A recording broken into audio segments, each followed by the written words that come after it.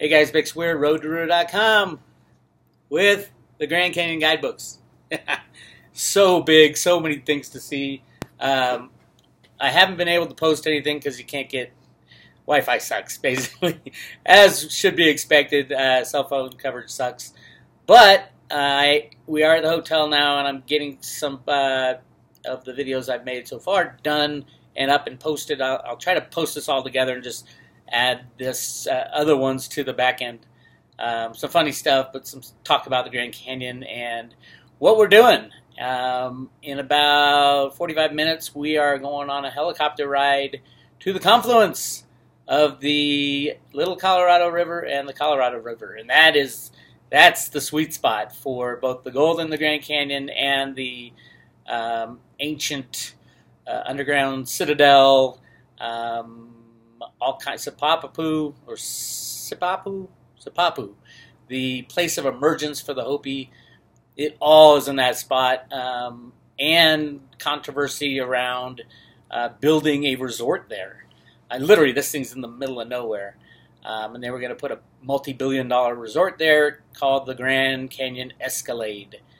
And there's a lot of fight about it because the people who don't know what's there are saying, "What are you thinking? You're going to destroy one of the most sacred spots of the Hopi and one of the most beautiful spots on planet Earth." At the same time, this could be the most significant spot on planet Earth as far as ancient ancestors, the information that we have gotten about the caves in the Grand Canyon, this complex that housed 50,000 people and was all carved out of rock perfectly, as if it was putty, is gigantic. And we can't do it today, so how did they do it 15,000 years ago? If that information got out, the world would change. And then with the Grand Canyon gold, if that information got out, people will understand why we were on a fiat money system, an unbacked system. How was that possible in the early 1900s? Why did Woodrow Wilson allow the banksters to take over our monetary system, and is that ending? And this is a big year for that, so I think this is all relevant to what's going on today. If we do understand that they found massive amounts of gold in the Grand Canyon in the early 1900s, then it'll add a lot to the understanding of why things were done. Why was the Federal Reserve allowed to be created, and why wasn't it ever stopped? And now it got to a point where we can't stop it without causing mass destruction. That's where the cryptos come in. That's where gold and silver might play a role. Gold might, silver probably not. Silver will be too valuable. There's not that much silver. There's a whole lot of gold and not that much silver. So, I don't think we're going to find anything or see anything. But the helicopter ride to the confluence, the Little Colorado is closed for unknown reasons. They probably knew I was coming. It's been closed all summer. So it is a tough place to get to also. It's a full day hike, and at least a full day hike if you can find this spot. And then you got to stay there overnight and then get back up. It's at least a day. So I won't be traveling down there. And you can't see anything from, and that was written in the article from the Phoenix Gazette, and I think it's also the Flagstaff article. Flagstaff Gazette or magazine, but they said you can't see it from the river's edge. It's literally halfway up the side of the cliff, and these cliffs are, it's a mile from top to bottom. So you can just imagine and how this person originally got it. Kincaid was his name. In the early 1900s, he saw some kind of a markings on the wall halfway up the cliff, and then managed to skinny his way up there. And then when he got there were steps and leading into the caverns. And then literally miles of caverns, and 50,000 people lived there. This is the place of emergence for when the Hopi lived with the ant people. Ant people, you can call them what you want. The ant people, my guess is they live with the aliens. Who knows? But it is a Hopi legend. And the thing I'm figuring out more and more these days is that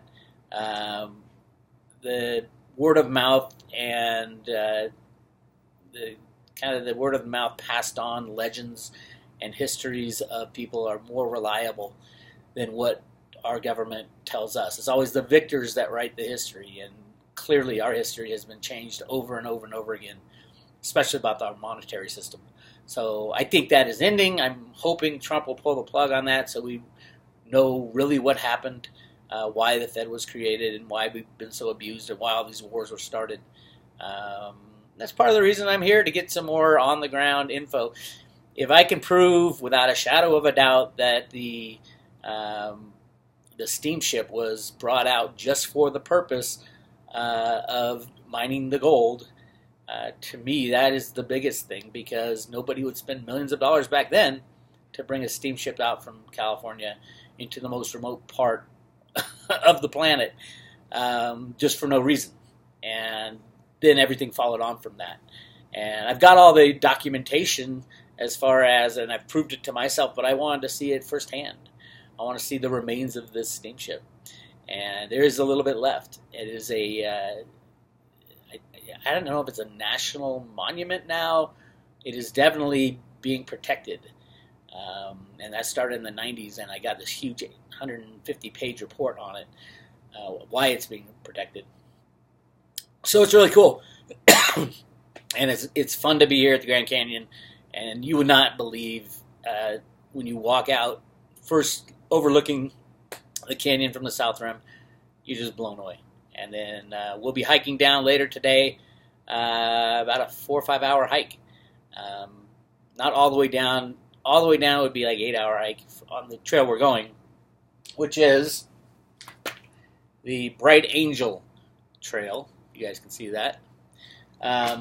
So yeah, lots to go on. Now I'm going to attach some videos of where we camped last night and buying some steaks for camping, and my first video from the rim after this. So stay tuned. Here it comes. Check it out. Harris Ranch meats. Look at all these meats.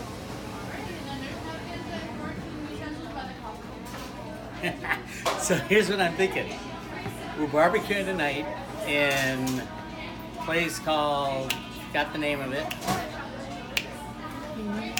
What is it? Kingman, Arizona. And we got a campsite, and we're going to do steaks on the grill. I have never had a baseball cut, which is right here. Baseball cut sirloin. So we're going to try that. It's my cameraman woman almost falls over. So let me tell you what a baseball cut is. Carved from the heart of the sirloin and resembling a baseball in shape. Hearty center cut baseball top sirloins are lean cut, bursting with robust beefy flavor. Just like my lovely wife. Who's behind this video right now. So yeah, we're in Harris Ranch on Highway 5 on the way to Arizona. And we had to stop here because the best meats in the world. And if you've had Harris Ranch meat, you know what I'm talking about. So we're going to do some shopping here. And then I'll show you the outside when we get off this little video. And you guys are going to just love this. And we're going to be giving you updates from the road. And anything to add, Amy? She just shakes her head. Don't even put her voice on camera. So I'm thinking baseball cut and maybe a, what you want? Top sirloin or a fillet. My lovely wife would like a fillet. So we'll keep you informed. This is the meat. This is the meat lover's heaven right here.